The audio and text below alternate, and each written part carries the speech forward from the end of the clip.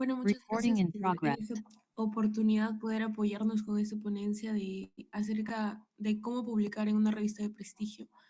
Lo vamos a presentar. Eh, el doctor Luis de Zamora de los Godos Urcía es investigador RENACID Carlos Monge nivel 3, docente en la maestría en Gerencia Social en la PUC, autor de 12 libros de salud publicados en USA, PhD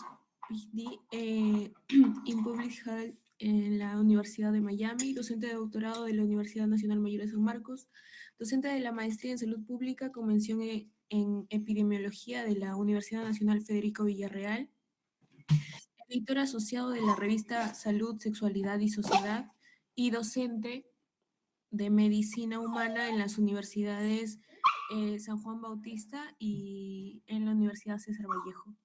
Eh, bueno, doctor, muchas gracias por esto y puede comenzar. Muy bien, buenas noches. ¿Cómo están todos ustedes? Vamos a tocar un tema bastante bonito, bastante interesante, que es el hecho de trabajar en las publicaciones científicas, ¿no? Entonces, cuando hablamos del tema de publicaciones, estamos hablando no de cualquier cosa, estamos hablando de, básicamente, entender que publicar es importante para la comunidad científica. Entonces, debido a que la publicación es altamente relevante y debido a que trabajar la publicación implica conocer todo el proceso de la redacción científica, además de hacer un trabajo de investigación importante, ¿no? Tenemos que elegir, después de conocer las pautas de la redacción, después de conocer metodología de la investigación, después de hacer un proyecto de investigación, después de haber recaudado financiamiento para ese proyecto de investigación y después de haber hecho un trabajo de investigación y luego viene la tarea de buscar en una revista de prestigio. Existen revistas de prestigio varias, ¿no? Y hoy en día es importante publicar en una revista de prestigio, a las cuales se le llaman revistas indexadas, ¿no? Revistas indexadas y que tienen una ubicación en un determinado cuartil o quintil. Estas revistas indexadas, pues, hay muchas. Hay que tener mucho cuidado con las creadoras, pero sobre todo hay que elegir las revistas que están orientadas a nuestra especialidad y la idea es tratarnos de enfocar que nuestro artículo coincida con el tema de la revista, con las políticas de la revista y pues pueda ser aceptado por ellos, ¿no? Eh, tenemos una proporción, ¿no? Por ejemplo, tengo un amigo editor de una revista colombiana de salud pública, tengo algunos amigos editores en México y en Argentina y en Brasil, porque yo también soy editor de 3 revistas científicas en el Perú. Y estos amigos, por ejemplo, me dicen, oye Luis, nosotros, por ejemplo, recibimos para el número, digamos, 140 de la revista, que va a salir con 12 artículos, recibimos 2.100 artículos. 2.100 artículos para elegir 12. Entonces me dice, muchos se quedan afuera. Trabajos muy buenos, muy bonitos, muy prestigiosos, de mucha calidad se quedan afuera. Y realmente no los podemos escoger y ya se pierde, se pasa en el tiempo y esos trabajos mueren en el tiempo. Elegimos lo que está de moda, lo que está de prioridad, la pandemia que está actual, los temas de altamente relevancia, pero muchos quedan afuera. Ya que hay mucha gente que habla español y muy pocos hablan inglés. Y muy pocas revistas indexadas en español. Hay muchas indexadas en inglés. Tengo un amigo de Tailandia que me decía que en la revista científica que él es el editor, se presentan por un número, por ejemplo, donde publican 12 artículos, se presentan 40 artículos. Entonces, en esa revista de Tailandia se presentan 40 artículos, es una Q2, y tienen que elegir de los 40, 12. Y tienes que escribir en inglés. Entonces, uno de los secretos principales es escribir y publicar en inglés, ¿no? Entonces, es algo que, señores, deben tener en cuenta, ¿no? Que tenemos que escribir. Te voy a quitarle acá tienes que escribir y publicar en inglés. Entonces, eso es sumamente relevante. Escribir y publicar en inglés, ¿no? Entonces, y eso es algo que no, para nosotros quizá nos es un poco difícil. Pero vamos a hablar ya sabiendo que está bien la investigación, que tienes todo el artículo bien hecho, que conoces la metodología, conoces la estadística, conoces el inglés, has traducido. Ahora vamos a publicar en una revista de prestigio, de preferencia en idioma inglés. Eso es un poco de lo que se trata, básicamente. Bueno, entonces a esto se le llama revistas de impacto.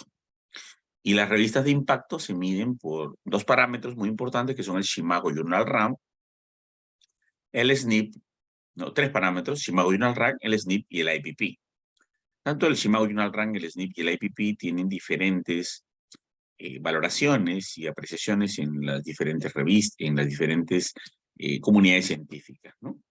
Entonces, pero bueno, hay que preguntarnos siempre para qué quiero publicar, ¿no?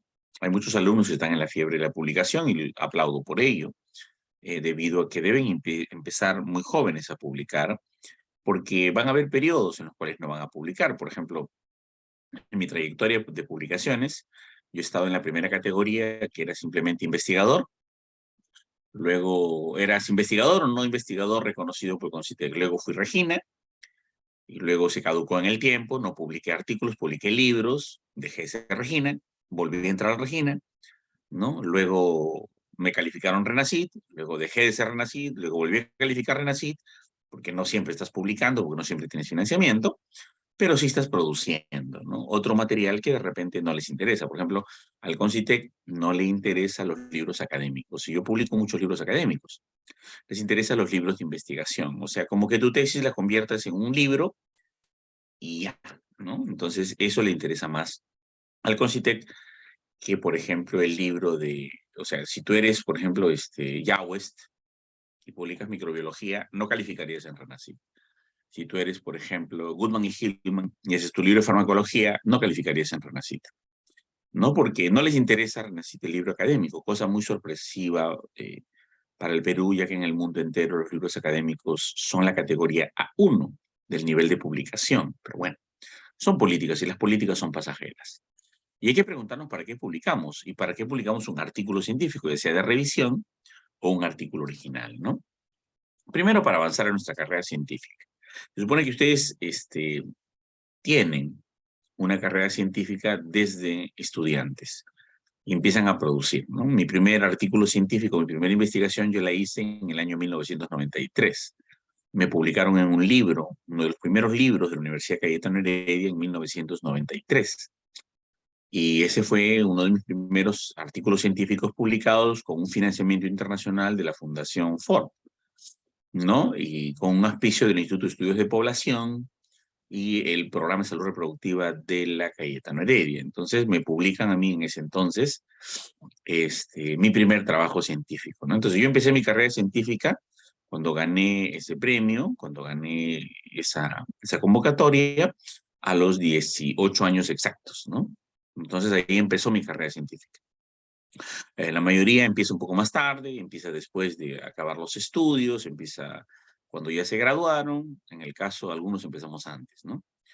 Entonces, ese es un punto. Primero, el segundo punto es ser reconocidos como expertos, porque para ser un juicio de expertos, para hacer un juicio de expertos en validar un instrumento de recolección de datos, o para ser reconocido como un experto, tienes que haber publicado por lo menos, eso no lo digo yo, lo dice la Asociación Médica Mundial, un experto es aquel que ha publicado por lo menos 20 artículos en una revista de impacto.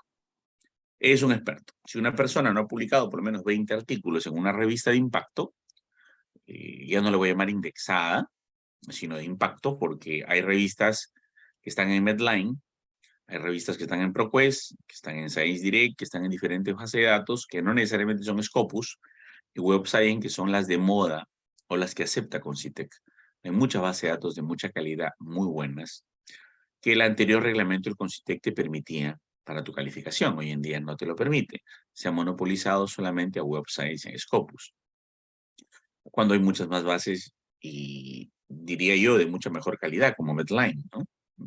No hay médico que se considere médico investigador que no publique en Medline, ¿no? O sea, en una revista científica que está indexada en Medline, ¿no?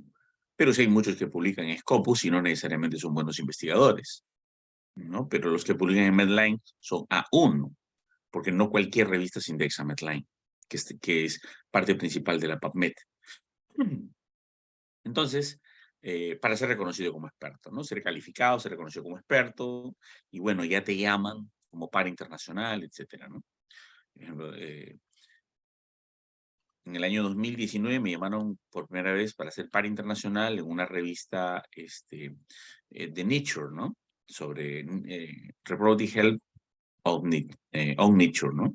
Y ahí he sido par, por ejemplo, durante 2 años casi. Luego hemos estado en una revisión de pares para una revista brasilera y 2 revistas francesas, ¿no?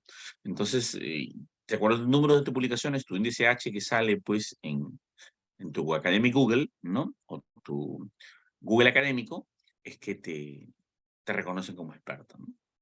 Bueno, también para obtener recursos económicos y financieros, ¿no? Humanos, porque toda investigación, digo yo, tiene que hacerse con financiamiento.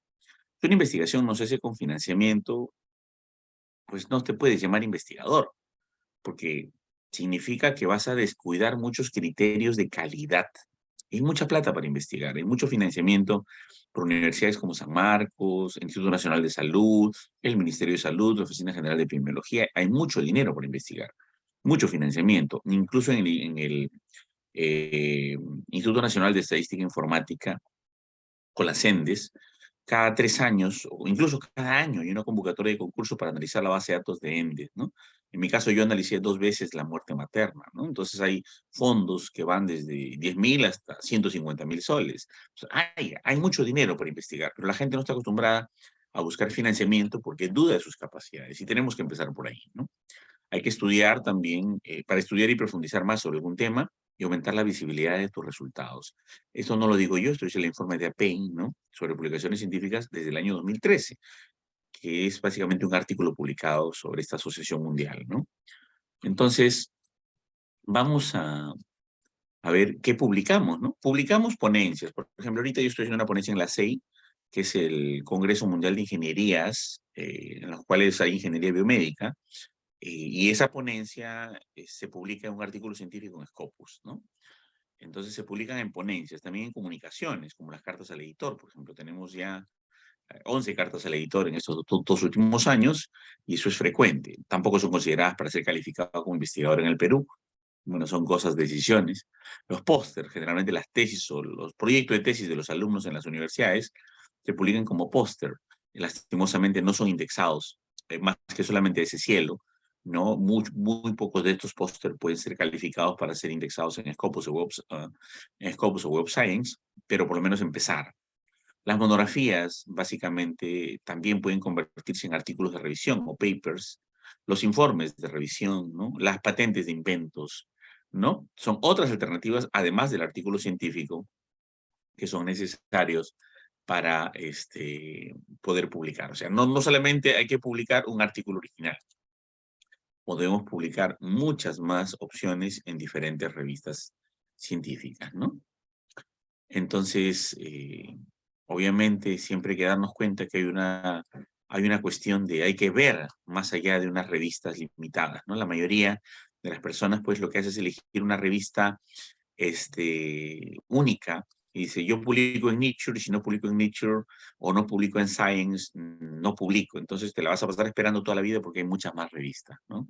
Hay muchas más investigaciones, hay muchas más alcances y de prestigio, ¿no? Solamente para Q1 habrá un promedio de 11.000 o 12.000 revistas, ¿no? Para escoger. En Scopus, en Medline existen más o menos 65.000 revistas Q1, ¿no? También a nivel de Web Science existen más o menos 800 revistas Q1. Y así podemos llegar hasta Q4, ¿no? Que son una barbaridad de revistas en las cuales podemos escoger, teniendo cuidado de no escoger revistas predadoras o revistas depredadoras, que lo que hacen básicamente es lucrar, ¿no? Lucrar y cobrarte porque tu trabajo que tiene de repente algunas deficiencias que las puedes superar tú mismo, por editarlo, por mejorarlo en una revista fantasma que luego desaparece, ¿no? Eh, bueno, pero si hacemos una investigación, y yo les digo a los alumnos, hay que tomar 3 decisiones, ¿no? En primer lugar, ustedes como alumnos tienen 3 fuentes de publicación. Cuando terminan ustedes su proyecto de investigación y se registran en la universidad, Ese proyecto de investigación es un artículo de revisión. Su marco teórico, como sus antecedentes, es prácticamente un artículo de revisión. Le damos forma, le agregamos algunas tablas, algunas cosas para relevar, y lo publicamos como artículo de revisión. Y ya lo hemos hecho 6 el año pasado. Luego también tienes la aplicación de tu prueba piloto, tu instrumento de recolección de datos, lo aplicas y lo validas, porque ese tiene que generarse, regenerarse, transformarse, mejorarse, pulirse y adecuarse. Si tú eres una persona que eres un investigador junior, o sea, estás empezando por primera vez a hacer investigación, lo que tienes que hacer básicamente es hacer un juicio de expertos. Y vas a aplicar las pruebas de test, por ejemplo, la H de Aiken, la B de Aiken o la R de Aiken. Entonces, haces tu juicio de expertos y te validan tu instrumento de recolección de datos. Y luego ya aplicas la validación estadística, que puede ser por test de Chebyshev, por la beta de Raju, ¿no? Puede ser por el alfa de Cronbach, por correlaciones parciales, por factoriales, por diversos métodos, después de haber pasado esto. Pero si eres un investigador senior, como es mi caso o de algunos otros colegas, ya no necesitas a los juicios expertos, porque eres experto en el tema o en el área. En el caso mío, la salud reproductiva. Entonces, como eres experto en el área, ¿no? O del tema de calidad o clima, etcétera, ¿no? Como ya eres experto en el área, simplemente construyes tu instrumento o editas uno que ya existe o mejoras, aplicas, actualizas. Y esa validación de ese instrumento es un nuevo estudio, es una investigación, es un artículo original, ¿no? Es un artículo original valioso. Con la cual se hace, pues, y se le pone como título, ¿no? Validación del instrumento sobre calidad de atención en hospitales de Lima Metropolitana, ¿no? El índice de variabilidad y su aproximación a tal cosa, no sé, dependiendo del tema que desees. Y esa es una segunda publicación ya como artículo original. Ya cuando haces tu investigación ya final, ya una vez validado tu instrumento y haces tu tesis, de la tesis sale otra investigación. Yo recomiendo dos cosas, ¿no? Primero, la primera opción es embargar la tesis. Decirles, señores de la Universidad Nacional Mayor de San Marcos, eh, yo voy a publicar mi tesis. Por lo tanto, solicito que solo aparezca el resumen online y me la embarguen. Entonces te la embargan y tú ya tienes tu tesis lista para publicarla para que te salga 0% plagio, 0% coincidencias. Y la publicas para no hacer autoplagio. Y la idea es que realmente debió ser así siempre, ¿no? Que las tesis, básicamente, los resúmenes estén embargados y se publique el artículo, ¿no? Si lo quieres hacer como publicación, si no, puedes dejar tu documento de tesis allí bien completado y puedes hacer su publicación en ProQuest, que es otra vía muy importante para publicar la tesis completa. Pero como al CONCITEC ya no le interesa la base de datos ProQuest porque no ha hecho convenios con ellos, solo ha hecho convenios con Web of Science y con Scopus, entonces a casi nadie ya quiere indexar su tesis en ProQuest, que es la mejor base de datos del mundo. En cuanto a tesis e investigaciones doctorales, es la única más relevante que existe en el tema, donde publica Harvard, Stanford, Yale, Kenneth, Cambridge, John Hopkins, ¿no? Pero no vale al del Perú esto, y no lo pondera y no le sirve. Entonces la gente que estaba publicando, si ustedes en ProQuest, algunas universidades ya estaban así, indexándolas, las tesis que salían de sus alumnos, bueno, han dejado de insistir porque como no tiene validez para el ente rector de la ciencia en nuestro país, entonces no tiene relevancia. Entonces allí, por ejemplo, los alumnos podrían publicarlo en ProQuest y sale una publicación internacional y tienen una trayectoria. Pero no. Ahora como que no hay eso, entonces, ¿qué hacemos como mejor opción? De acuerdo a las políticas de investigación actuales, embargamos nuestra tesis, ya no sale en la universidad, solo el resumen, y nuestra tesis lo convertimos en un artículo científico. Primera opción de nuestra tesis. Segunda opción, cogemos nuestra tesis, dejamos que se publica a cielo abierto, ¿no? Y que se referencie. Igual, como vamos a tenerlo que reducir a 12, 14 páginas a doble espacio, ¿no? Entonces prácticamente vamos a cambiar mucho, vamos a sintetizar mucho, vamos a resumir mucho, vamos a concretar mucho, a reagrupar cuadros, a reagrupar tablas, a reconstruir algunos resultados y prácticamente vas a bajar del 10% de coincidencias, pero es un trabajo muy arduo, ¿no? Entonces la otra opción es esta, ¿no? Publicar tu trabajo sintetizándolo, resumiéndolo, compactándolo y prácticamente y es otra cosa, y es otro producto científico y esta la segunda publicación de tu tesis, ¿no? Entonces tienes la publicación de tu proyecto como un artículo de revisión, que le vas a dar la forma, obviamente, la publicación de tu validación de instrumento, que es un artículo original, ¿no? Corto, obviamente, y un artículo, ¿no? Es lo que le llaman work in progress, ¿no? Y ya el full paper, ya es cuando tu tesis está terminada y haces tu investigación científica, la publicas, ¿no? Y en una revista de prestigio, en una revista indexada, en una revista con alto factor de impacto, ¿no? Es lo ideal. Entonces, ¿para qué publicar, no? En primer lugar, ¿por qué debe publicarse? Porque se requiere un supervisor o un donante que tú publiques tu artículo, ¿no? Por la presión científica y académica. Quien no publica, por ejemplo, yo este año ya no quería publicar porque estaba dedicado a escribir un nuevo libro, pero tengo que publicar porque se te vencen los plazos para ser reconocido como investigador RENACYT, ¿no? Entonces, y carambas, pero una investigación demora más o menos 6 meses en hacer tu proyecto, 6, 7 meses en conseguir financiamiento, un año el trabajo de campo y más o menos 6, 5 meses producir los resultados y buscar y publicar unos 5 o 6 meses más o menos 3 a 3 años y medio con cada artículo original que te sale, ¿no? Si haces artículos originales. Si haces artículos de revisión, te puedes hacer 3 por semana y ya, ¿no? O sea, es otra cosa, ¿no? Hay mucha habilidad de algunos chicos que están publicando muchos artículos de revisión rápido, pero no son investigadores, pues son revisores, ¿no? Son redactores de artículos de revisión, no son investigadores. Los investigadores son los que publican artículos originales. Y básicamente para eso se busca donación. Y es a donde quiere apuntar y debemos apuntar en la ciencia en el Perú, ¿no? No hay llenarnos de publicadores, compiladores y revisores, sino más bien en escritores de artículos originales, con estos 3 procesos que les estoy comentando, ¿no? Iniciar con el proyecto, sí, para la experiencia con un artículo de revisión y luego seguir con todos los demás procesos. Para eso, pues, siempre hay una presión científica y académica, una competitividad, por ejemplo, ¿quién está primero en el ranking?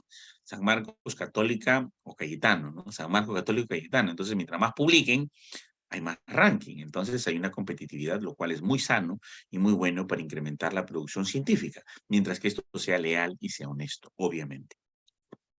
Hay también un beneficio financiero. Por cada artículo que tú publicas, si eres de pregrado, creo que la universidad te da un estipendio. Si eres de posgrado también, y si eres docente también, ¿no? Entonces, ¿quién no quiere el bono, el beneficio económico que te da pues el Estado por ser investigador RENACYT? Te paga el Estado un bono, pero también te pagan las universidades por cada artículo que publicas, que puede ir de 5.000 hasta 10.000 soles por cada artículo, por ejemplo, ¿no? O en el caso de los bonos, te dan pues un bono de 3.500 soles mensuales por parte del Estado por ser reconocido como investigador RENACYT. O sea, son beneficios que te incentivan, ¿no? Enhorabuena y bienvenido. En comparación a años anteriores, esto es muy bueno, muy positivo, ¿no? También justifica posiciones y ascensos. Por ejemplo, un amigo postuló para ser director de investigación y no pudo porque no era RENACYT, ¿no? Tan simple como eso, ¿no? No puedes ascender a decano, ¿no? Porque no eres considerado como la calificación de investigador. Sirve para ganar y mantener también tu prestigio, estar en la cresta de la ola, siempre estar permanentemente publicando. Aunque en el Perú, como les comento, se han reducido mucho las posibilidades, ¿no? Se han reducido bastante, se han cerrado mucho las puertas y se han prácticamente orientado a un tipo de especialistas y a un tipo de profesionales que solo publican en estas 2 bases de datos, que no son médicas, ¿no? Estas 2 bases de datos son más orientadas a las ingenierías, ¿no? A comparación de Medline y a comparación de otras bases que sí están orientadas más a la parte médica, ¿no? Sirve para compartir también noticias e ideas, ¿no? Ayuda a otros y demuestra un gran liderazgo.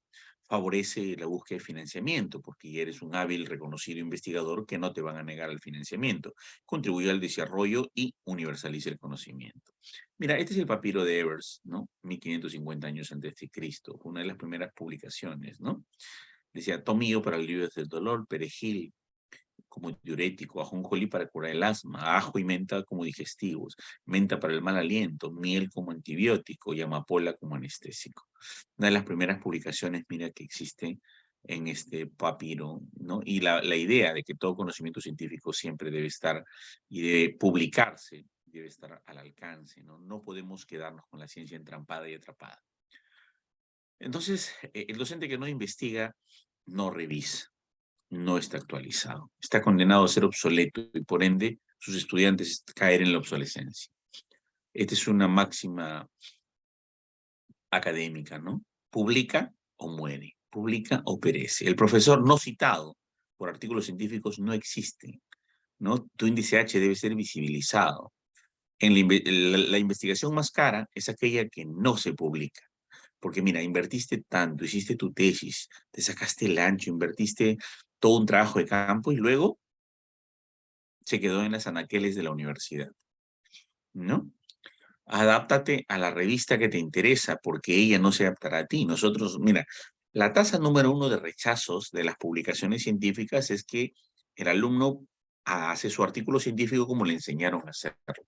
Pero a la hora de publicarlo, y sí, es muy tedioso, ¿no? En lo particular, yo les digo, sí, es cierto lo que dicen mis alumnos, ¿no? Más se demoran en adaptar el artículo a lo que pide la revista que en escribir el artículo. Eso es cierto, sí. Y si te rechazan, tienes que volver a adaptarte a una nueva revista. Volver, dice esta nueva revista, dice, ya no necesito, ya no vas a hacer tu trabajo con un resumen de 100 palabras. Que diga de 250 palabras. Ahora tienes que hacerlo con 150. Hay que reescribir todo. Y ahora en tu introducción debe estar los objetivos claramente planteados y la pregunta en forma de pregunta. Y te ponen nuevas cosas y sí, demora mucho, pero hay que hacerlo, ¿no? Porque si uno se rinde, prácticamente uno está abandonando. Hay gente que dice, no, miren, vamos a intentar 2, 3 veces ya. Al tercer intento y ya, con esa, ya a la tercera me rindo. Señores, yo la primera vez que fui considerado investigador, mandé mi trabajito y fue rechazado 17 veces, ¿no? Entonces a la vez 18 fue aceptada, la primera vez que publiqué, ¿no? Entonces imagínense, a la primera, si hubiera esperanzado a la tercera, pues nunca hubiera hecho nada en la vida, ¿no? Y segundo, Thomas Alva Edison, un gran científico conocido por todos ustedes, inventó el foco en el intento 5001. Hizo 5001 intentos para inventar el foco. Imagínate que Thomas Alva Edison hubiera dicho, bueno, a la tercera y no me sale el foco, ya, me rindo. Y no está el foco, ya, lo abandono. Todo el mundo estuviera en tinieblas, no hubiera luz. Nadie hubiera podido tener electricidad canalizada a través de un foco. Nadie hubiera podido tener la iluminación que hoy día tiene. El mundo viviera en tinieblas. Pero gracias a que existe un terco de 5001 intentos para diseñar un foco, se inventó el foco. Te van a rechazar muchísimas veces cuando publiques, muchísimas veces. Si es en español, quizá te rechacen todas las veces, todas, porque hay mucha competitividad. 2.500 artículos para 12 seleccionados. O sea, es muy complejo. El otro punto es que publicar en inglés te da una mayor posibilidad, ¿no? Entonces, siempre la docencia y los conocimientos, la investigación es una actitud y el servicio las habilidades. Es el triángulo virtuoso de un profesor integral y esto tiene que mantenerse permanentemente para que exista una producción científica adecuada. Pero sin embargo, ¿por qué no publican algunos científicos? ¿Qué es lo que ocurre, no? ¿Cuál es el problema de la publicación? Cuando me refiero a científicos, me refiero a ustedes, estudiantes, y también a los profesores. Simplemente porque están muy ocupados, no hay tiempo. Le preguntaba a algunos alumnos de Cayetano y de San Marcos, ¿por qué no publicas? No, estamos en exámenes. Una de las cosas que suelen decir, ¿no? Estamos en parciales. En vacaciones lo hago. En vacaciones estamos descansando. En las vacaciones de agosto, bueno, es muy corta. Y en la siguiente hay mucho trabajo y suelen dejar pasar el tiempo y como estudiantes publican poco. Solamente publican aquellos que dicen que tienen el talento, ¿no? Y 2, 3 chicos que le agarraron el hilo y publican siempre y todo el resto lo abandonan. Entonces están muy ocupados. Y cuando ya acaban por fin la carrera, ya son médicos, están ocupados trabajando. Y cuando están ocupados trabajando, están en la clínica o en el hospital, o también cuando enseñan, siguen ocupados. Entonces nunca hay espacio, ¿no? Y entonces está muy bien que, eso sí me gusta de la SUNEDU, que pida profesores que investiguen. O sea, si no tienes tiempo, mano, ándate de tu casa, porque si no tienes tiempo para investigar, no puedes enseñar. Qué valioso, qué importante, porque está cambiando el chip, ¿no? A ver, tú que no quieres publicar y estás muy ocupado, por estar ocupado no vas a poder enseñar. tienes que investigar. Y eso es una máxima bastante interesante. También a veces no se publica porque tus resultados son pobres, porque no aprendiste bien la metodología de la investigación. Hiciste un trabajo descriptivo contando tortitas y barritas, frecuencias, porcentajes, y eso tiene muy poca validez, ¿no? También porque a nadie le importan mis resultados, porque hiciste un tema que te importaba a ti, te interesaba a ti, pero de repente no con las políticas de los objetivos de desarrollo o los objetivos de la revista científica a la cual postulas, ¿no? Además también hay secretos mercantiles, ¿no? Es muy interesante esto porque ves hay convenios. Y en Latinoamérica, donde la corrupción es muy alta, y ustedes ya lo saben por las noticias, y no voy a ahondar en esto, hay muchos convenios, ¿no? Entre organizaciones y revistas. Tenemos a veces mucha dificultad para escribir, ¿no? Caramba, se la justa pasé el lenguaje en la universidad, ¿no? En el colegio. ¿Qué voy a ponerme a escribir, no? ¿Qué es una comunicación, una redacción, no? No tienen proyectos de investigación. Caramba, si mi proyecto de investigación es tan difícil para mi tesis, ¿qué voy a hacer un proyecto para hacer un artículo, no? O sea, qué complicado. Los manuscritos siempre son rechazados. Sí, en español, porque tratamos de publicar en español. Ya le dije, la cual es muy larga. Hay que publicar en inglés. O por último, como un amigo lo hizo, ¿no? En francés, ¿no? ¿Por qué no?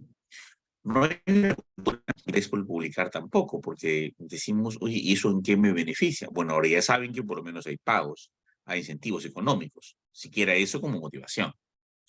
No hay una cultura, también hay un acomodamiento al sistema evaluativo. Por ejemplo, si yo investigo, yo publico mi trabajo, yo presento mi trabajo ante el aula, y mis investigaciones de cada uno de mis alumnos se convierten en material rico para publicar. Pero si el examen es el modo de evaluar, cuando yo te pregunto cosas de memoria, no va a haber incentivos para publicar. En otros países, por ejemplo, en Johns Hopkins, tú pasas, por decir, el curso de pediatría haciendo una investigación en pediatría. Si no, no lo pasas. Con resultados, discusión, introducción, material y métodos. No haces examen. Haces el examen con un artículo científico terminado, un trabajo de campo completado, ¿no? También el costo de publicar en una revista es muy alta. Hay APCs que van de $800, el más barato, hasta el último con el cual no me animé a publicar porque me pareció una cosa exorbitante, que me aprobaron un artículo en Nature, ¿no? 3.900 euros, ¿no? 3.900 euros. Entonces, si bien es cierto, la universidad te lo puede financiar, te lo puede pagar, o tú lo puedes pagar, realmente es un capricho muy costoso, ¿no? Cuando puedes tranquilamente ser publicado gratis en otra Q1. Pero ahí viene otro problema. Hay una fila muy larga en las que no cobran, en la Open Journal System que no cobran. Y entonces hay, por ejemplo, una OJS que es de la OPS, la revista de la Oficina Sanitaria Panamericana. Mando mi artículo, obviamente me lo rechazaron, ¿no? Y les pregunto, ¿cuántos hay en fila si no fuera tanta indiscreción? Me dice, hay 19.000 artículos para elegir 10. Ah, ¿qué me van? A menos que yo no me apellide Cristian Barna, que no sea Cristian Barna, no me van a aceptar el trabajo, obviamente. No creo que ni siquiera por la calidad del trabajo, ¿no? Sería casi un premio Nobel para que me publiquen ahí, ¿no? O tendría que estar de acuerdo a las políticas y orientaciones. Entonces, una fila muy larga para publicar 10 artículos y elegirlos dentro de todo el pool. Entonces, ¿qué tenemos que ver, no? El Journal Impactor Factor es algo muy interesante, el factor de impacto de la revista, que es lo que debo evaluar yo para decidir por qué revista publicar, ¿no? O en qué revista publicar. ¿Y qué es una revista de impacto? Realmente esto no se lo dio el Chicago Journal Rank, se lo dio el Journal Impact Factor, ¿no? De la Thomson Reuters. Entonces, básicamente, esto lo genera la Thomson Reuters. No lo genera Scopus y no lo genera Web of Science, por si acaso. Empieza el factor de impacto con la Thomson. Y entonces ellos empiezan a trabajar lo que es el factor de impacto, que luego, posteriormente, es imitado, posteriormente es replicado por las otras revistas, ¿no? Por las otras, que diga, bases de datos. Entonces, citation analysis, ¿no? Hacen a Journal Evaluation, ¿no? Garfield nos dice en el 72, mira, hace mucho tiempo, que las revistas podían ser ordenadas en función de un indicador que tuviera en cuenta la frecuencia de citación, que sería su reflejo y su influencia en la comunidad científica. O sea, realmente no es que sea la mejor revista, sino simplemente la más citada. Digamos, a ver, hay una revista que puede ser muy visible, la revista de la Oficina Sanitaria Panamericana, muy visible, pero no la citan mucho. No, porque hay muchas más revistas especializadas, es de salud pública. Y muchos salubristas públicos no investigan, más investigan los súper especialistas. Entonces, no es la más citada, ¿no? Entonces, no significa que sea más citada o menos citada la mejor o la peor revista.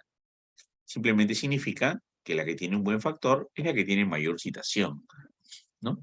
Este indicador, por ejemplo, el índice de impacto o el factor de impacto, se asocia al Journal Citation Report, al GCR, ¿no?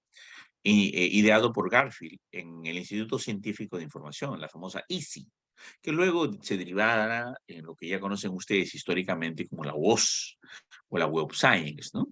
Que obviamente parte pues a toda una serie de la política norteamericana para la publicación con el número de citaciones. Entonces, ¿qué es una revista de impacto, no? Revistas con un alto factor de impacto, lo que es sinónimo de prestigio científico, porque la citan, no porque sea buena, sea mejor, la citan más, ¿no? Y cuando hablamos entonces del Journal Impact Factor, ¿no? ¿Cómo se calcula, no? Se calcula más o menos de la siguiente forma, ¿no? El factor de impacto de una revista para el año 2023 son las citas recibidas. Acá se me fue un numerito, disculpen. Ya está, ahora sí. Las citas recibidas, ¿no? En el año 2023 por los artículos publicados en el 2022 y 2021 sobre el total de número de artículos publicados entre el 2022 y 2021. Esto es la fórmula muy sencilla para determinar el Journal Impact Factor, ¿no? Pero esto tiene que ver mucho con el sistema de las citas, ¿no? ¿Cómo así, no? El número de citas no es sinónimo de calidad. Y es algo que de repente están interpretando aquí en el Perú mal. Así como el investigador que es reconocido por Renacit, ¿no? No es un buen investigador necesariamente. Puede ser un buen compilador y un buen redactor de artículos de revisión. Y tenemos un montón de gente que jamás ha investigado en su vida y que se ha dedicado a hacer artículos de revisión sabiendo bien su APA o su Vancouver y publicando, ¿no? En revistas en inglés, turcas, eslovenias, eslovacas, ¿no? De Mongolia, ¿no? De Sri Lanka, ¿no? Donde, digamos, se presentan 12 artículos para una revista y solo se presentan 18 o 20 para ser aceptados. Entonces buscan bien, eligen bien, escriben en buen inglés y lo mandan, ¿no? Lo cual no los hace buenos investigadores, sino buenos revisores. Hay que diferenciar eso.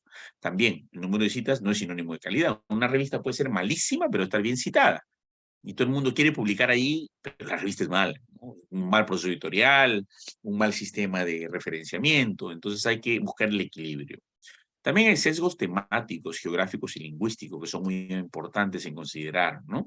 Porque, por ejemplo, nosotros presentamos un tema que nos interesa a nosotros, pero a la revista no le interesa. Por ejemplo, nos vamos a publicar a Panamá el tema del dengue, pero ellos no tienen dengue. La revista panameña no le interesa nuestro dengue porque quizás no lo tienen. Entonces, simplemente no lo publican y se acabó el asunto, por muy bueno que esté el artículo. Hay que ver las estrategias de los sesgos temáticos, geográficos y lingüísticos. También es sensible al número y tipo de trabajo de las revistas, ¿no? Por ejemplo, a ver, esta revista va a ser mm, ideación suicida. Y me pasó así, ¿no? Justo cuando yo publiqué en la revista, en el año 2006, publico en la revista del Instituto Nacional de Salud, ¿no? Que es la revista de Medicina Experimental y Salud Pública, y justo presento mi trabajo cuando coincidía con el tema. Estaba en el tema de aspectos psicológicos del embarazo, el aborto y la psicología personal. Que si me hubiera demorado un poquito y entraba en el otro número era enfermedades metaxémicas y no entraba, pues, ¿no? Entonces hay que ver qué número están publicando, cuál es el tema de preferencia, cuál es el tema de elección, porque de lo contrario no nos van a recibir, ¿no? O sea, están en el tema por ejemplo, de COVID, como todo el mundo está en el tema de COVID, y estabas presentando un trabajo sobre calidad de atención, por ejemplo. ¿Qué le importaba a la gente? ¿No? Quiero COVID, nomás decían, ¿no? Entonces, un poco el sesgo de acuerdo al tipo de trabajo de la revista, ¿no? El número. También a veces es fácilmente manipulable por los editores, ¿no? Y acá hay un problema muy grande que hemos tenido, ¿no? Que los editores a veces eligen lo que les interesa o lo que no les interesa, como este problema que ha aparecido entre Colombia y Perú, ¿no? Donde parece que había un cierto estímulo o cierta, a ver, ¿cómo lo decimos bonito? Cierta simplificación administrativa para aceptar ciertos trabajos hechos por una empresa peruana, por editores colombianos para ser publicados, ¿no? Sin necesariamente que marquen una calidad, lo cual pues ahora Colombia, ustedes entran a las páginas colombianas, dicen no se aceptan trabajos peruanos hasta diciembre del 2023. Clarísimo, hay una pantallaza ahí, ¿no? Que prácticamente estamos, como dicen, desterrados a publicar en Colombia, ¿no? Por las denuncias, pero si muchos han publicado por empresas de mala reputación aquí y con trabajos inventados allá es porque allá hay gente que los recibe, ¿no? O sea, algo parece ser que hay manipulación a nivel de los editores, ¿no? También las autocitas penalizan y crean problemas. A veces yo me autocito, ¿no? A ver, yo hago un trabajo y me cito a mí mismo, me cito a mí mismo, me cito a mí mismo, y eso pues genera una crítica negativa que me pueden hacer que me rechacen mi trabajo. Entonces estos elementos hay que considerarlos y son muy importantes. ¿Dónde podemos mirar el factor de impacto de las revistas, no? O sea, se tiene y se puede ver el factor de impacto de las revistas, ¿no? ¿No? Entonces, por ejemplo, una revista citada en un índice internacional de revistas científicas, como por ejemplo Latin Index, por ejemplo Red Alike, Ese Cielo, Scopus, Easy Web of Knowledge, ¿no? Que es lo que hoy en día es la Web Science, ¿no? Que tiene como consecuencia, obviamente, los resultados de la visibilidad, el acceso de lugares remotos, el prestigio de los autores, el cálculo de estudio de impacto, sistemas de localización de pares internacionales, se logra un mayor intercambio científico. Latin Index señala, pues, por ejemplo, para el caso de Guatemala, ¿no? Hay 92 revistas indexadas. En el Perú tenemos, si no me equivoco, 18, ¿no? Y 18 están en catálogos, ¿no? Por ejemplo, aquí Perú no acepta Latin Index, no acepta Radar Like, solo Ese Cielo, se acepta Scopus y la Easy Web, que es la voz, ¿no? ¿Y qué podemos hacer, ¿no? Con respecto a la revisión de la literatura? Si bien los resultados, ¿no? De un trabajo de investigación son el corazón de un manuscrito, la revisión de la literatura es fundamental para defender un artículo científico, ¿no? Y esto tienen más o menos estas etapas. Y tienen que tomarlas en cuenta para publicar en una revista de prestigio, ¿no? Cuando se presenta un proyecto de investigación, se debe incluir cuando menos 30 publicaciones en revistas indexadas. Eso es un hecho. Y tienes que tener el link del pinchazo, ¿no? Para que tú le des clic y te vaya directamente al artículo, ¿no? Que debe ser de Scopus, Web Science o alguna otra revista, ¿no? Bueno, en el Perú trataremos de usar esas porque son las que les importa. Durante el desarrollo de un proyecto de investigación se agrega 20 a 30% de nuevas referencias, ¿no? ¿No? En materiales y métodos y en la discusión, ya cuando se convierte en nuestra investigación. En la fase de análisis e interpretación se incorpora 10 a 20% de referencias que resultan ser las más recientes y novedosas. No se olvide que la mayor cantidad de literatura revisada, mayor facilidad tendrá de escribir ideas claras y novedosas y por lo tanto mayor posibilidad de publicar. Y yo lo que tengo que decirles también es que si tengo casi todo del año 2023 y 2022, hay mayor posibilidad de que me acepten, ¿no? Pero si tengo pues 2 artículos del 2022, ¿no? Y el resto mucho más antiguo se complica, ¿no? Casi todas las revistas dicen 50% de los artículos deben ser de los últimos 5 años. Otras dicen 70% de los artículos, o sea, de la revisión de la literatura, de los artículos que tú has revisado, deben pertenecer a los últimos 3 años, por ejemplo, y te ponen pautas, así que siempre hay que seguir las pautas de la revista. Pero regresemos al tema de factores de impacto, ¿no? Bueno, aquí es lo que uno se desanima. Y Nicho, una de las mejores revistas del mundo, 3.900 euros. Wow, complicado, ¿no? Poder publicar. Ni todo el estudio me costó así, ¿no? O sea, es bien, bien complicado, ¿no? Igual para Science, ¿no? Cell, ¿no? A ver, por ejemplo, el factor de impacto. Es el impacto que se le atribuye a una revista por el número de veces que se cita el término en un medio, un término medio, un artículo publicado en una revista determinada, ¿no? ¿Cómo se calcula? Por ejemplo, el factor de impacto 2016 es igual al número de veces que las revistas analizadas por el ISI han citado durante un año 2016 artículos publicados por una revista X durante el 2014 y 15, como les daba el ejemplo yo para calcular el ISI, que es el indicador de Web Science, ¿no? Igual, ¿no? Dividido por el número de artículos publicados en la revista X durante el 2014-2015. Así que quiere sacar el factor de impacto en ese sistema, ¿no? El impacto anual elabora y publica, pues, por la Thomson Reuters, el ISI Walk, el Shimago por Scopus y otras fuentes como la Web Science y todo, ¿no? Entonces el factor de impacto hay que verlo, ¿no? El factor H de las principales revistas biomédicas, por ejemplo, ¿no? Para darles una mirada. Nature tiene el índice H948, el mayor factor de impacto de Inglaterra, ¿no? Ya saben que Nature y Science siempre se pelean entre sí, ¿no? Estamos hablando de Europa versus Estados Unidos, ¿no?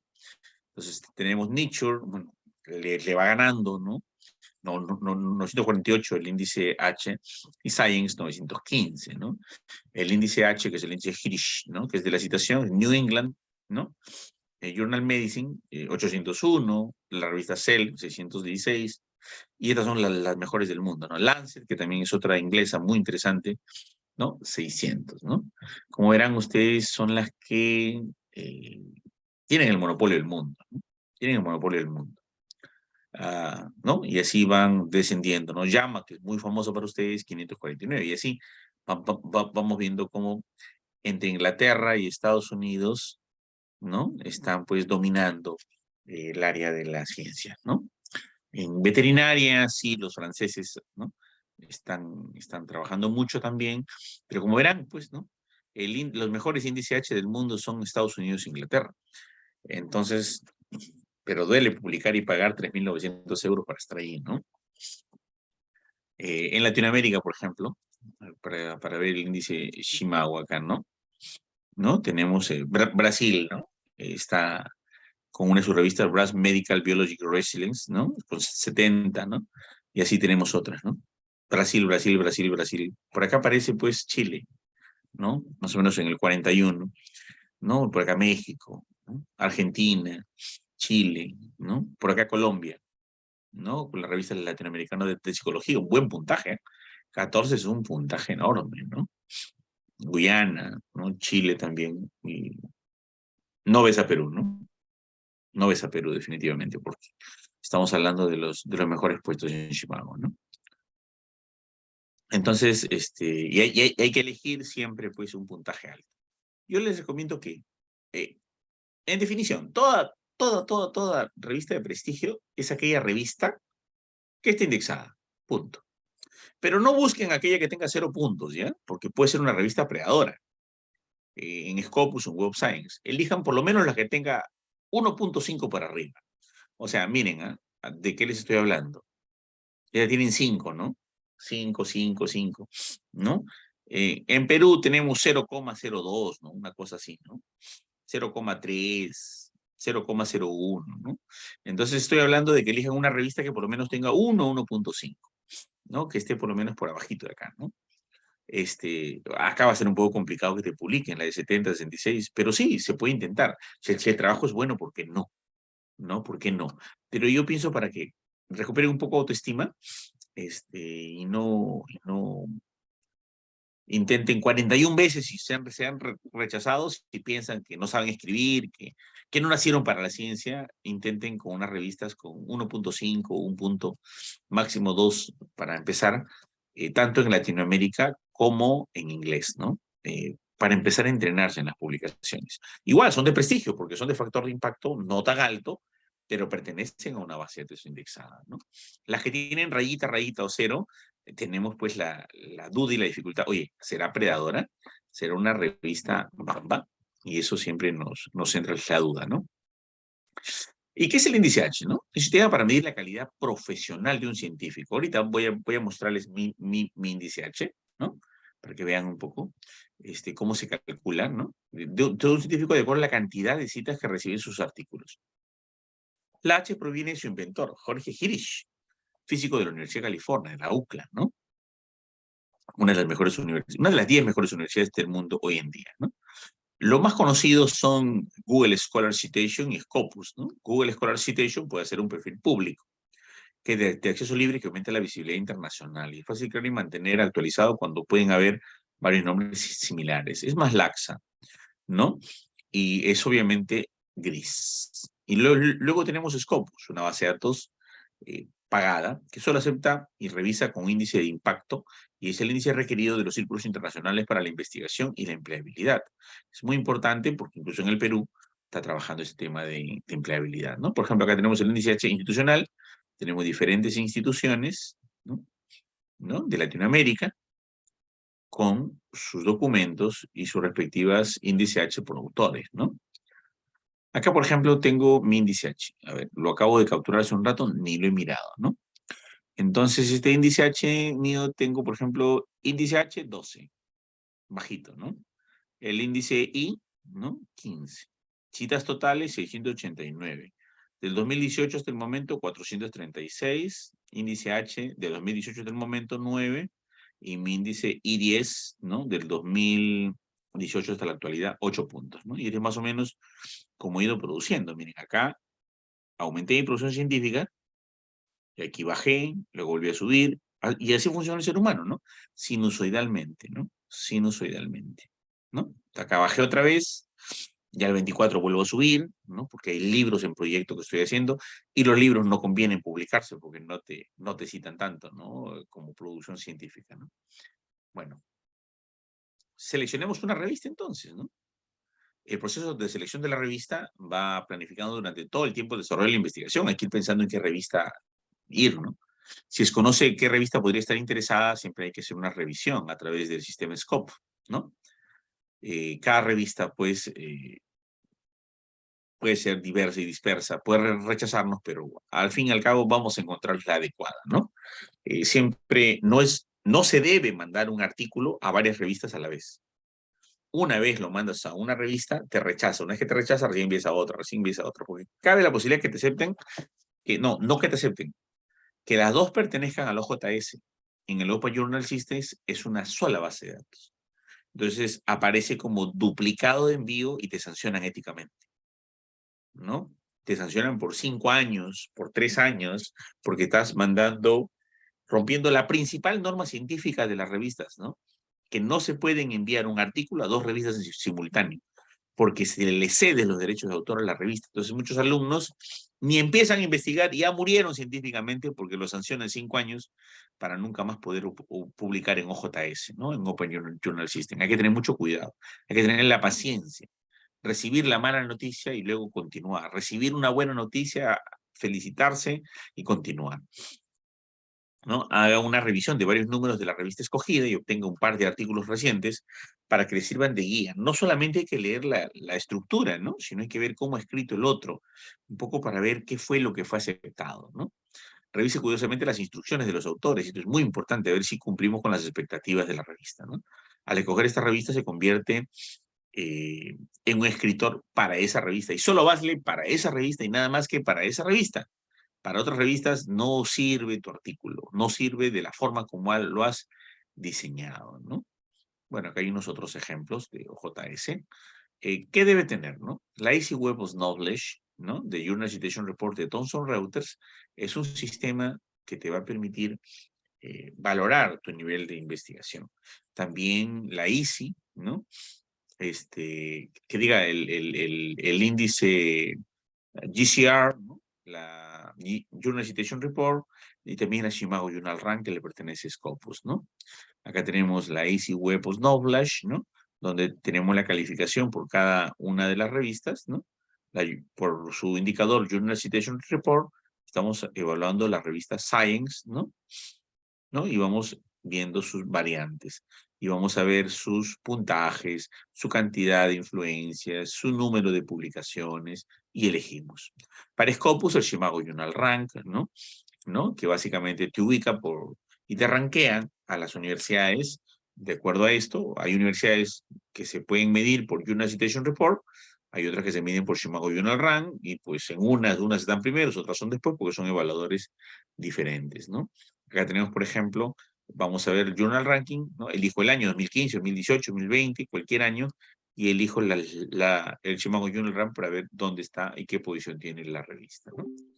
Acá tenemos la ubicación del Chimago de cada una de las revistas para ver su posición. También tenemos el Google Scholar Metrics, ¿no? Que te va obviamente a ubicar dentro del Google Scholar, ¿no? Tu nivel de revisión y visibilidad, ¿no? Tu revisión y visibilidad. Entonces, otra forma, el Google Scholar Digest, por ejemplo, Research de Google Scholar Empirical Evidence, ¿no? Que es una revista muy interesante que está empezando una nueva indexación a través de las métricas de Google Scholar, que solamente hay, pero ojo, esta es una literatura gris, no está en una base de paga, ¿no? O como verán ustedes, en ciencia de la salud, ¿no? Tenemos, por ejemplo, diversas revistas con su índice H y con su mediana del H, ¿no? Por ejemplo, the International Journal of Development Biology, ¿no? 39 índice H, 56 de mediana. Por ejemplo, por acá, la revista Emergencias, ¿no? 20 de índice H, 27 de mediana. Actas de Musifoli, ¿no? Neurología, por ejemplo, la revista 15 de índice H y así, ¿no? Tiene un índice H casi como el mío. Pero, ojo, es diferente el índice H de la revista y el índice H del autor, ¿no? Muy distinto. Acá está la ubicación de los rankings, hay que mirar los números. Además, ¿no? Hay que elegir una base de datos muy, muy buena, hay que enviar artículos a Web Science, o hay que enviar artículos a Scopus, o a ProQuest, a Science Direct. Bueno, ya no recomiendo eso por las políticas del Estado peruano, pero si ustedes son extranjeros, tranquilamente podrían mandar sus citaciones. Vamos a ver una evidencia, ¿no? Bueno, es una eMetrics, otro tipo de clasificación de revistas científicas en orden. Hasta el 2012, por ejemplo, eran así los criterios. Criterio grupo A, B, C, D, ¿no? Criterios de grupo excelencia. El A era el peor y el excelente estaba acá, ¿no? Hoy en día no, ¿no? Hoy en día es cuartil 1, cuartil 2, cuartil 3, cuartil 4. Esto ha ido cambiando. De 2013 en adelante han variado las clasificaciones. Pero hay que tener mucho cuidado con publicar con revistas depredadoras o predadoras, ¿no? Esto es muy importante que sea considerado, ¿no? Y, por ejemplo, porque las revistas predadoras lo que hacen es consumir, acabar con artículos científicos muy buenos, darle una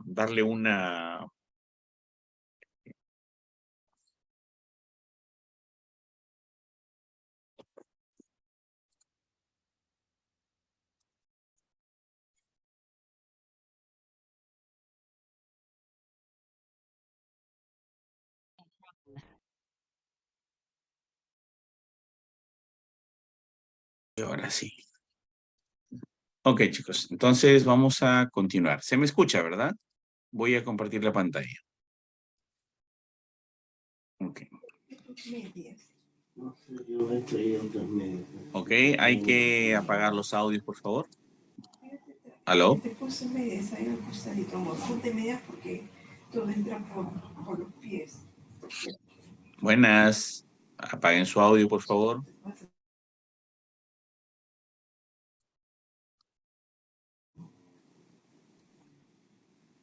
A ver, un segundo.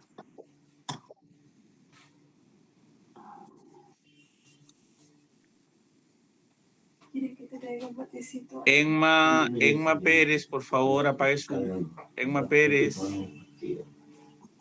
Aló, Enma Pérez, por favor, apagar su micrófono.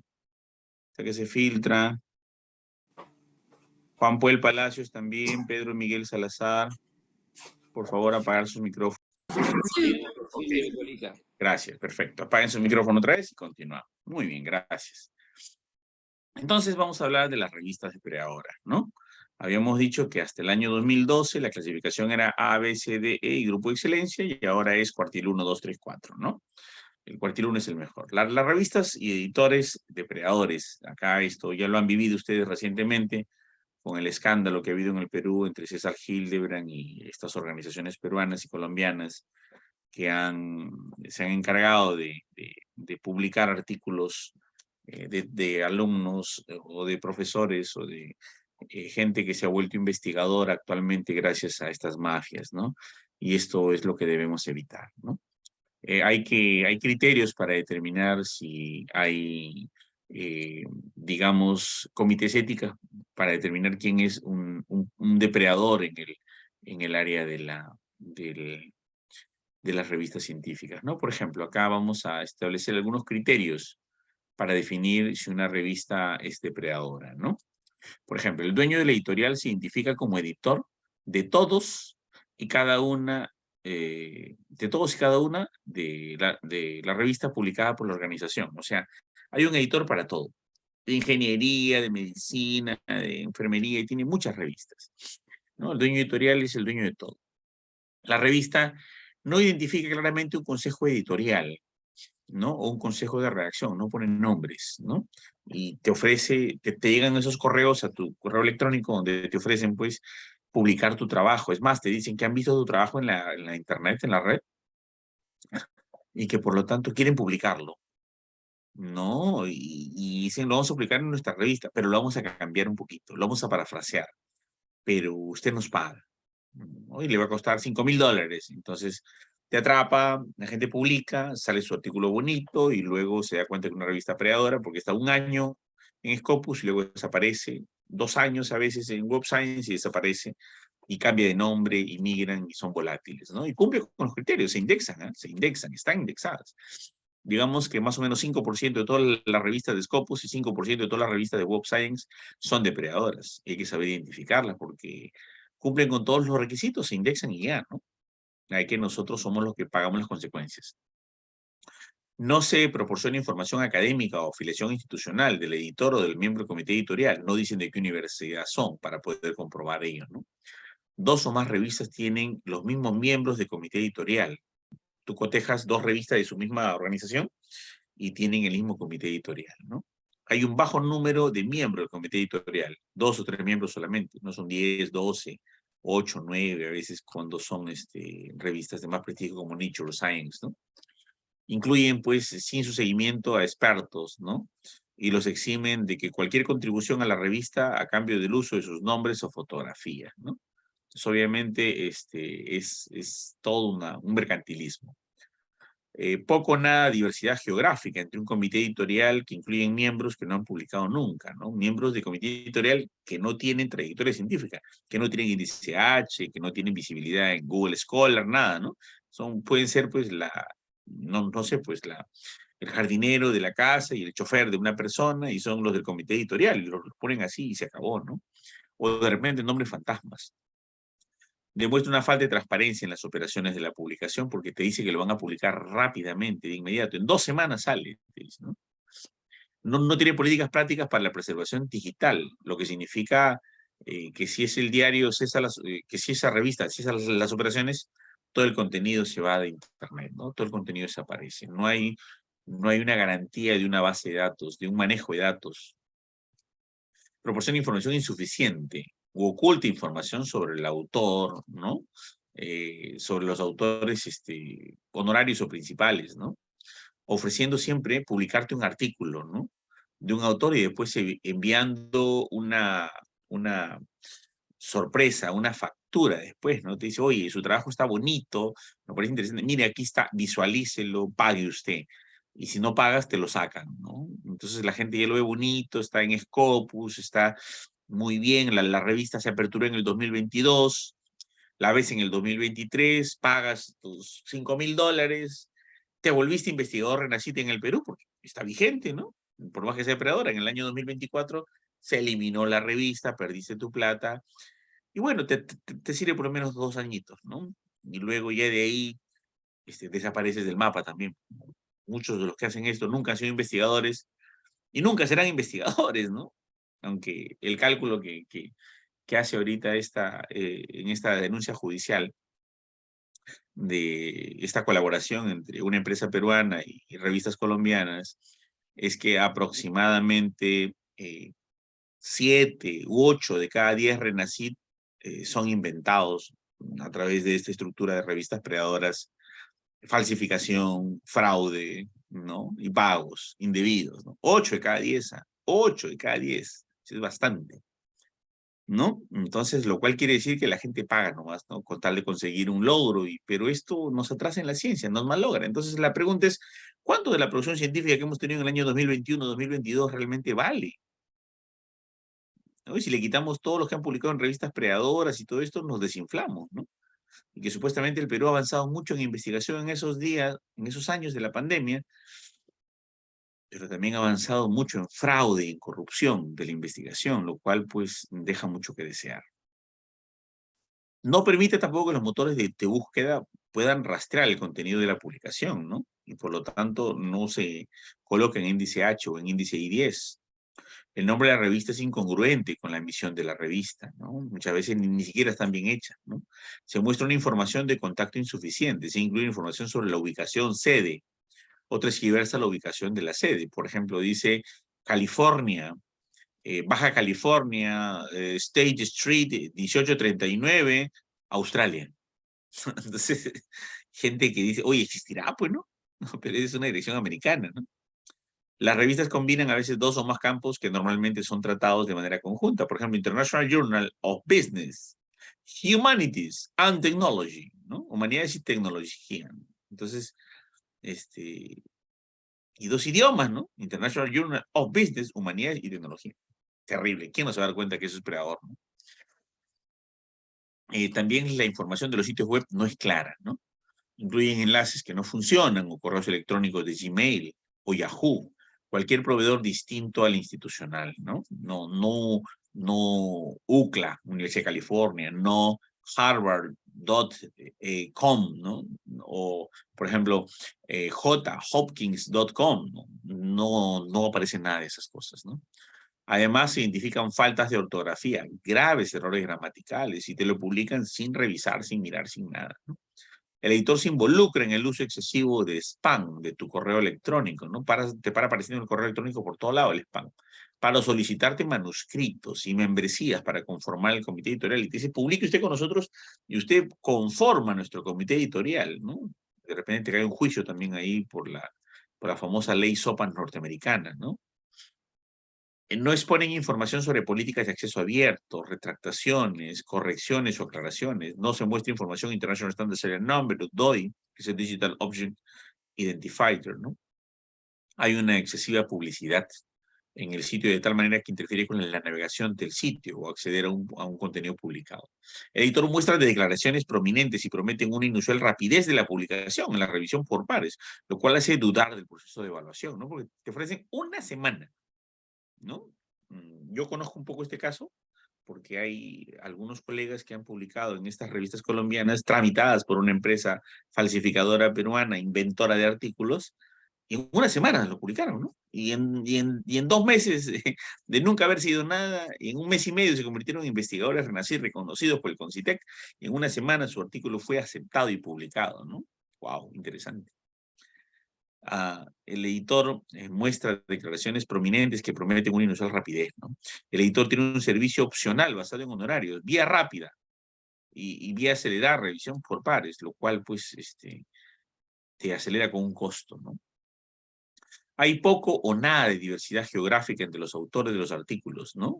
Todos son hindús o son turcos, ¿no? Por ejemplo, en uno o más revistas del editorial, una indicación que la revista se ha convertido en una salida fácil para los autores de un país o una región para obtener publicaciones académicas, cuando la revista debe ser global, ¿no? Global, ¿no? Acá hay algunos artículos donde tú puedes encontrar los links directos para ver las listas de los de los editores y las listas de las revistas. Bueno, todo esto que hemos trabajado ha sido extraído con Google Imágenes por si acaso. Cualquier pregunta estoy a su entera disposición. Y bueno, hemos terminado esta presentación y espero que les haya gustado. A ver, vamos así no era, estoy confundiendo, espérense un ratito. Ya, ahora sí, ya volvimos. Vamos a dejar de presentar y vamos a activar nuestra cámara aquí. Muy bien, señores, atentos a cualquiera de sus preguntas para poder solucionarlas. Y bueno, esperando que les haya agradado lo que hemos conversado el día de hoy. Me dicen, por favor, si hay alguna consulta.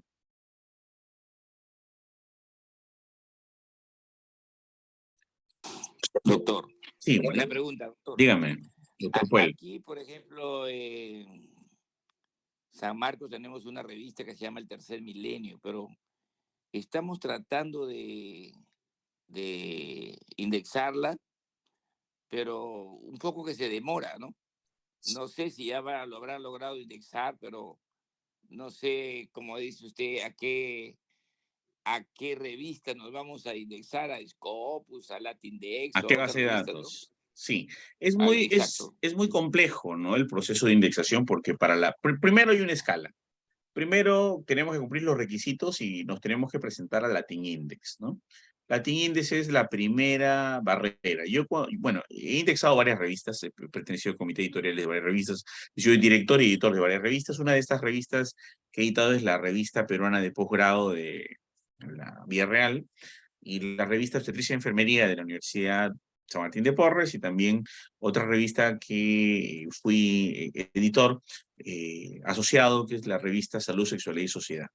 Bueno, y sigo siendo editor de la revista CITEC del ICTE y algunas otras más. Pero básicamente el proceso es este. El primer proceso es pasar Latin Index, son 35 criterios. Esos 35 criterios son muy difíciles, muy complejos. Y cumplirlas implica, por ejemplo, barreras muy grandes. Un ejemplo, 60% de los artículos tienen que ser de gente invitada de fuera. O sea, que no sea de tu universidad. 60%. Entonces, lo cual tiene que ser bien visible y bien famosa tu revista. Debe tener un buen prestigio. Segundo, los editores no tienen que ser de la universidad. Tiene que ser un editor de la universidad y un editor externo, y el comité editorial de diversos países o de diversas universidades, lo cual implica pues una colaboración muy grande. Pero sin entrar en problemas, maestro Puel, usted es de San Marcos, yo también enseño en San Marcos en doctorado, y todos los alumnos que están aquí son sanmarquinos. A ver, invitemos a un médico que sea del comité editorial de nuestra revista, que sea de Cayetano de San Martín. Empiezan las desavenencias y los problemas, porque hay competencia entre las universidades. Pero si no hay eso, tu revista no se indexa.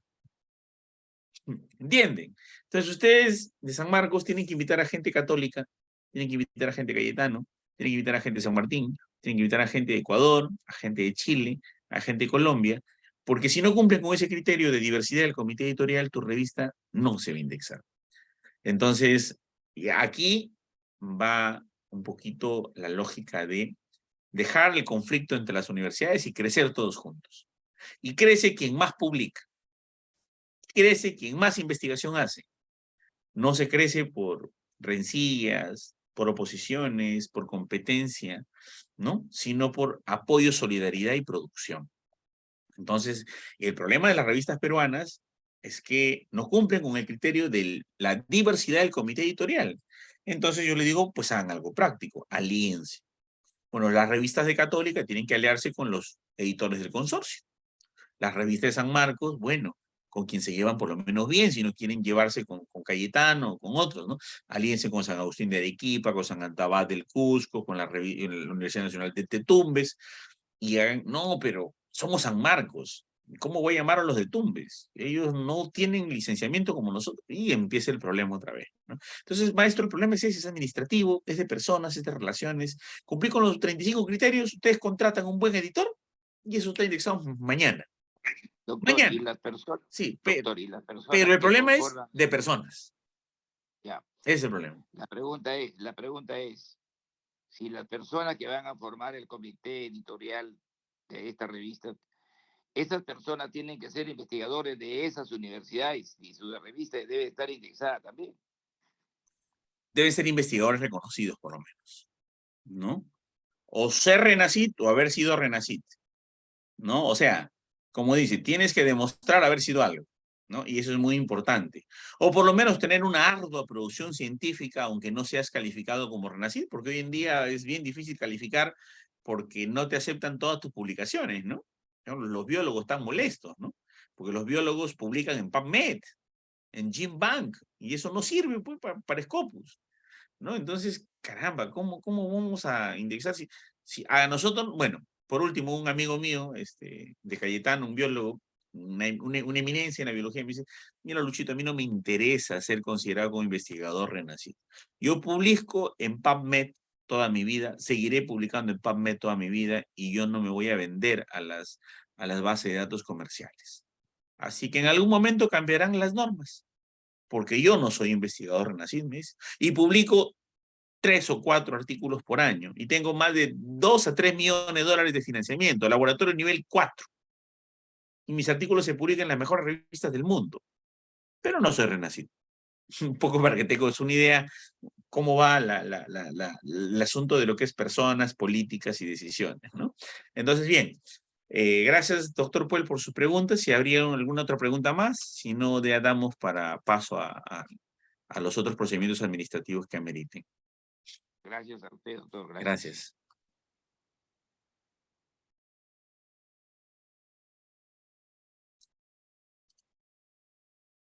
¿Ninguna otra pregunta? Parece que no. ¿Carlet? Creo que no, doctor. Uh-huh. Nadie más ha levantado su mano.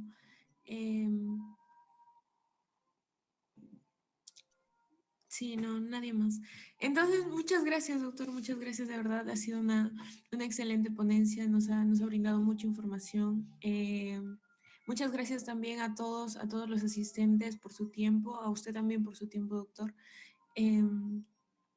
Muchísimas gracias. Una tiqueta, ¿no podría pasar ese video? Sí, yo lo estoy grabando, Okay. Lo voy a pasar, no se preocupe. Gracias, chicos, gracias a todos por su apoyo. Por Sí, se los paso. Muchísimas gracias. Un abrazo para ustedes. Gracias, un gusto. Hasta luego, chicos, nos vemos. Hasta luego. Un gusto también.